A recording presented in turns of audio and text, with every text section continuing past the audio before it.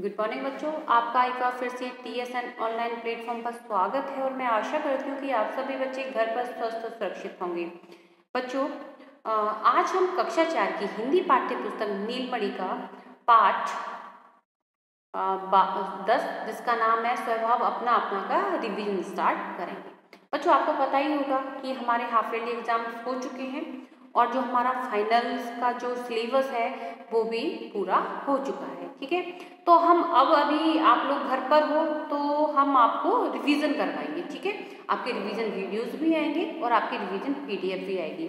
आपकी जो PDF आएगी उसको आपको जहां आपका वर्क खत्म हो चुका है, फाइनल तक का जो कोर्स मैंने आपको क्लास में कराया था, जहां तक वो कंप्लीट हो चुका है उससे आगे आपको ये वर्क करना है। ठीक है, तो आपको जो भी वर्क करना है वो नीट एंड क्लीन करना है, साथ ही साथ जो वर्क आ रहा है उसको आपको साथ ही साथ लर्न भी करना है।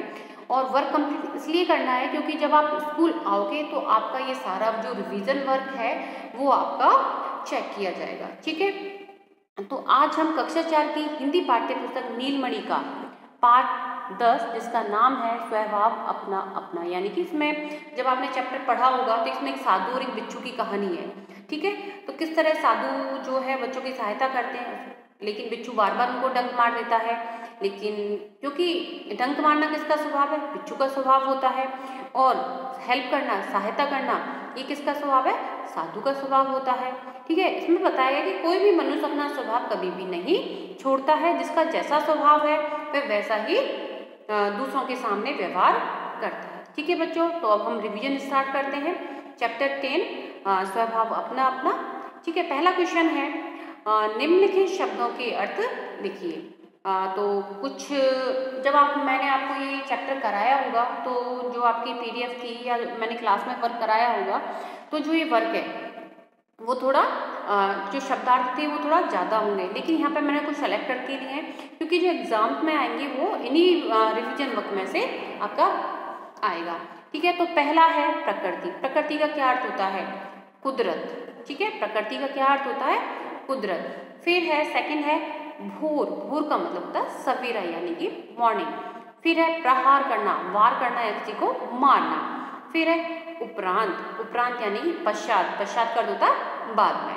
ठीक है, तो ये क्या हो गए? शब्दार्थ हो गए। सेकंड है अपना सही विकल्प पर राइट टिक लगाइए। ठीक है, तो एक क्वेश्चन दे रखा है, उसके ऑप्शंस दे रखे हैं। ऑप्शंस में से हमको चूज करना है कि राइट आंसर क्या होगा और उस पर हमें टिक मार्क कर देना है। ठीक है, तो पहला क्वेश्चन है क नंबर पर, महात्मा की कुटी थी कहाँ थी? नदी के तट पर थी या नदी से दूर थी? तो बच्चों आप याद करो कि जब मैंने ये चैप्टर करवाया था आपको, जब आपको रीड करवाया था तो आपको थोड़ा बहुत तो ध्यान होगा इस कहानी के बारे में कि जो महात्मा की कुटी थी वह कहाँ पर थी? नदी से दूर थी या नदी के तट पर थी? तो बच्चों जो महात्मा की कुटी थी वह नदी के तट पर थी, तो इसका राइट आंसर क्या हो जाएगा? नदी के तट पर। तो आपको क्या करना है? नदी के तट पर राइट मार्क कर देना है। हाँ नंबर पर है सच्चे महात्मा का स्वभाव होता है, कैसा होता है बच्चों? दयालु या उदार या फिर ईर्ष्यालु? कैसा होता है बच्चों? क्योंकि साधु बार बार किसको बचाते हैं? बिच्छू को बचाते हैं। बिच्छू महात्मा को डंक मार देता है। अब बिच्छू का स्वभाव कैसा है? डंक मारने वाला। और साधु का कैसा है?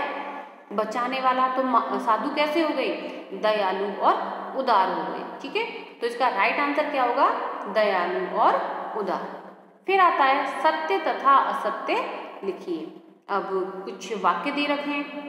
यदि आपने चैप्टर पढ़ा होगा तो आपको अच्छे से पता होगा कि ये जो वाक्य हमें बताए जा रहे हैं वो सत्य हैं या असत्य हैं।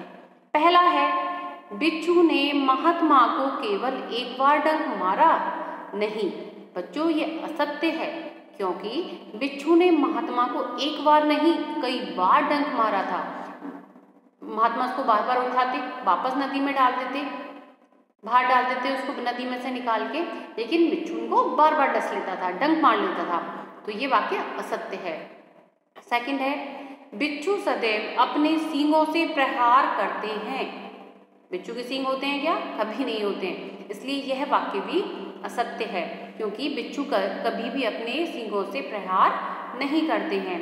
फिर है महात्मा ने दयावश बिच्छू को बचाने की सोची। बिल्कुल सोची थी ना उसने कि मैं बच्चों को ये पानी में बह रहा है तो मैं इसको बचा लेता हूँ, क्योंकि उनका स्वभाव कैसा था, दयालु प्रवृत्ति के थे वो, तो वो बार बार उसको बचाने की सोचते हैं। तो ये वाक्य सत्य है। अब है उचित शब्दों द्वारा दिए गए रिक्त स्थानों की पूर्ति करनी है। ठीक है, पहला है, सबसे पहले ब्लैंक दे रखा है, उसमें मैंने वर्ड लिख दिया लेकिन अंडरलाइन की हुई है।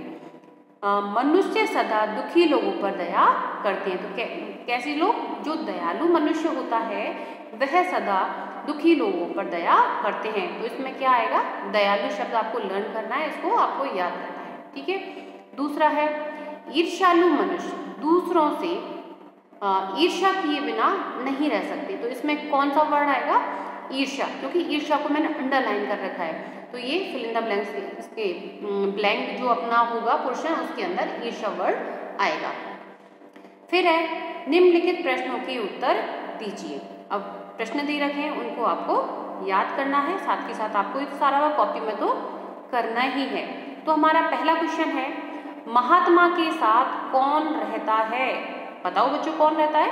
तो महात्मा के साथ कौन रहता था, याद करो। तो महात्मा के साथ उनका एक शिष्य रहता है। ठीक है, कौन रहता था उनके साथ झोपड़ी में? एक उनका एक शिष्य रहता था। दूसरा है महात्मा की कुटी कहाँ पर थी?